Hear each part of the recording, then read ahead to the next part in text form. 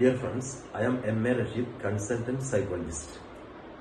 Today I am discussing about the self-talk. നമ്മുടെ സ്വയം സംസാരം. നാം നമ്മോട് തന്നെ സംസാരിക്കുന്ന കാര്യത്തെ പറ്റിയാണ് ഈ സെൽഫ് ടോക്ക് എന്ന് പറയുന്നത്.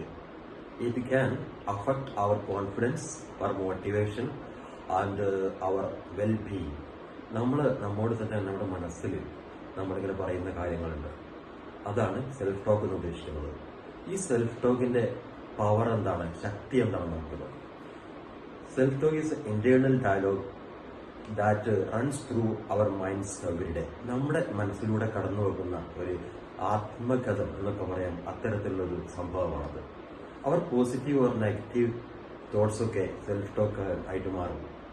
നമ്മളെ ഡിസ്കറേജ് ചെയ്യുന്നത് അല്ലെങ്കിൽ എൻകറേജ് ചെയ്യുന്നതൊക്കെ നമ്മുടെ സെൽഫ് ടോക്കിന്റെ ഭാഗമായിട്ട് വരാം. അപ്പോൾ നമ്മൾ ചിന്തിക്കേണ്ടത്, നമ്മുടെ പലർക്കും സെൽഫ് ടോക്ക് ഒരു ശീലമായിട്ടുണ്ട്. നമ്മുടെ കുറവുകൾ, കുറ്റങ്ങൾ, തെറ്റുകൾ നമ്മളെ ക്രിറ്റിസൈസ് ചെയ്യുക, നമ്മളെ കഴിവുകളിൽ സംശയിക്കുക, നമുക്ക് കഴിയോ ഇല്ലേ, നമ്മളെ തെറ്റുകൾ, നമ്മളെ ഭാഗത്തുള്ള ചെറിയ ചെറിയ വീക്ക്നെസ് മാത്രം ശ്രദ്ധിക്കുക. അതിൽ നിന്ന് നമുക്കൊന്ന് മാറി ചിന്തിച്ചാലോ, അപ്പോഴാണ് നമ്മുടെ സെൽഫ് ടോക്ക് പോസിറ്റീവായിട്ട് മാറുക. അപ്പൊ നമുക്ക് അങ്ങനെ ഒന്ന് നോക്കാം. നമ്മുടെ നെഗറ്റീവ് സെൽഫ് ടോക്ക് മാറ്റി നമ്മൾ മനഃപൂർവ്വം തന്നെ പോസിറ്റീവ് സെൽഫ് ടോക്കിലേക്ക് മാറുക. എപ്പോഴൊക്കെയാണ് നെഗറ്റീവ് സെൽഫ് ടോക്ക് വരുന്നത്, ആ സമയത്തൊക്കെ നമ്മൾ ബോധപൂർവ്വം നമ്മൾ എന്ത് ചെയ്യുക, ഡെലിബറേറ്റ്ലി അതിൽ നിന്ന് മാറാൻ ശ്രമിക്കുക.